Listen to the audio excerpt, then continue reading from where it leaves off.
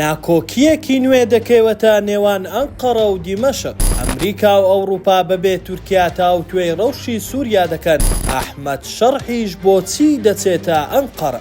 حکوومەتی کاربڕێکەر لە سووریا داوای ڕادەستکردنی عەفرین لە ئیدارەی تورکیا لە شارەکە کردووە، بەڵام ئەو تورکەی کە وەک خۆیان دەڵێن والی شارەکەیە داواکەی ڕەت کردوتەوە.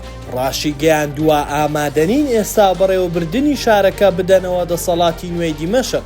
عەفرین شارۆچکەیەکی ڕۆژاڤای کوردستانە و تورکیا لە ساڵی 2019ەوە داگیری کردووە.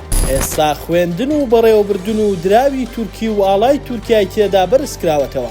تورکیا وەک شارێکی وڵاتەکەی مامەڵەی لەگەڵ دەکات نەک بەشێک لە سووریا. ئەو هەنگاوە لە کاتێکدایە بڕیارە ئەحمەد شەرعی یەکەم گەشتی بۆ دەرەوە بۆ تورکیا ئەنجام بدات. بەپێی میدیاکان شەڕی هەسەدە یەکێکە لە تەوەرە سەرەکیەکانی دیدارەکان. بەوپێی تورکیا ڕازی نییە لە ئەحمەد شەرع لە جیاتی شەڕکردن خەریکی دانوستانە لەگەڵیان. شارەکانی تورکیا بۆ سەر ئەحمەد شەرع لە کاتێکدایە وڵاتانی عەرەبی هۆشداریان پێداوا کە نابێت تورکیا ببێتە جێگرەوەی ئێران بۆ داهاتووی سووریا. لەلایەکی دیکەش بڕیارە ئەمریکا و وڵاتانی ئەوروپا بێ بەشداری تورکیا لەبارەی سووریا کۆ ببنەوە.